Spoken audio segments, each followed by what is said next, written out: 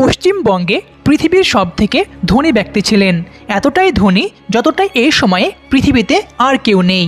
পশ্চিমবঙ্গের মুর্শিদাবাদে এই পরিবার এতটাই ধনী ছিলেন যে সেই সময়ের রাজা মহারাজাদের অর্থ ধার দিতেন, ইংরেজদেরও লোন দিতেন, কেননা ইংল্যান্ডের সমস্ত ব্যাংকের থেকেও বেশি অর্থ তার কাছে ছিল।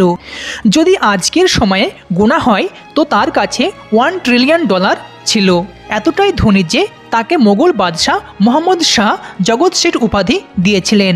জগৎ শেঠের অর্থ হলো দুনিয়ার Seth, bankers of the world.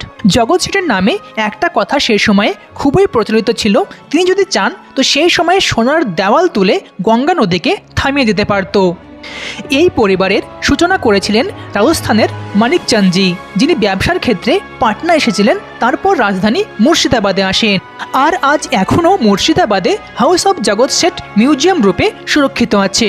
জগৎ শেঠ বাংলার নবাব সিরাজউদ্দৌলাকে সরানোর জন্য ইংরেজদের সাথে ষড়যন্ত্রে যোগ দেন আর পলাশীর যুদ্ধের সমস্ত অর্থ সরবরাহ করেন ইংরেজদের।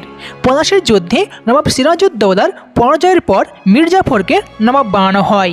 তারপর মির্জাফরের পরিবর্তে তার জামাই মীর কাসিমকে নবাব বানায় ইংরেজরা। তারপর থেকে ইংরেজরা জগৎ শেঠের থেকে লোন নেওয়া অর্থ ফেরত দিতে অস্বীকার করে।